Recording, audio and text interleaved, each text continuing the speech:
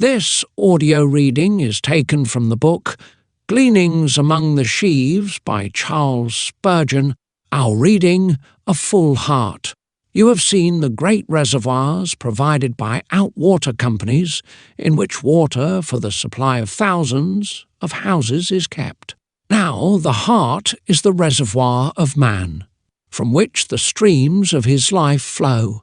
That life may flow through different pipes, the mouth, the hand, the eye, but still all the issues of hand, of eye, of lip, derive their source from the great fountain and central reservoir, the heart, and hence there is no difficulty in showing the great necessity that exists for keeping this reservoir in a proper state and condition, since otherwise that which flows through the pipes must be tainted and corrupt. Not only must the heart be kept pure, but it must also be kept full.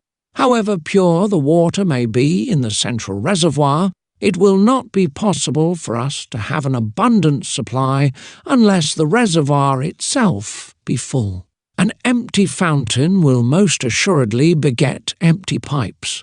Let the machinery be ever so accurate, let everything else be well ordered, yet if that reservoir be dry, we may wait in vain for water. See, then, the necessity of keeping the heart full, and let the necessity make you ask this question, but how can I keep my heart full? How can my emotions be strong?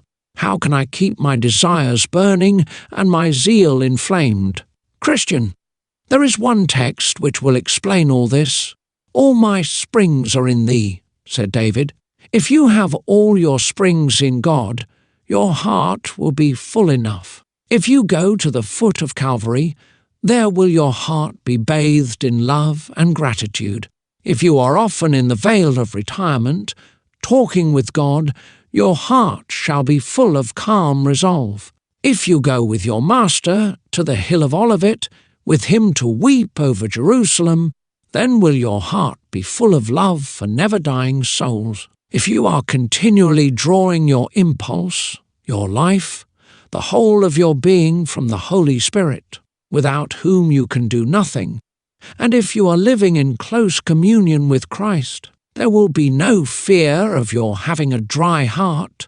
He who lives without prayer, he who lives with little prayer, he who seldom reads the Word, he who seldom looks up to heaven for a fresh influence from on high, he will be the man whose heart will become dry and barren. But he who calls in secret on his God, who spends much time in holy retirement, who delights to meditate on the words of the Most High, whose soul is given up to Christ, who delights in his fullness, rejoices in his all-sufficiency, prays for his second coming, and delights in the thought of his glorious advent, such a man must have an overflowing heart, and as his heart is, such will his life be.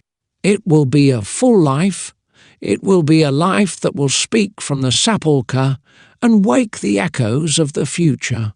Keep thy heart with all diligence, and entreat the Holy Spirit to keep it full, for otherwise the issues of your life will be feeble, shallow, and superficial, and you may as well not have lived at all. Oh, for a heart thus full and deep and broad! Find the man that has such a heart, and he is the man from whom living waters shall flow to make the world glad with their refreshing streams. This concludes our reading. Thank you for listening.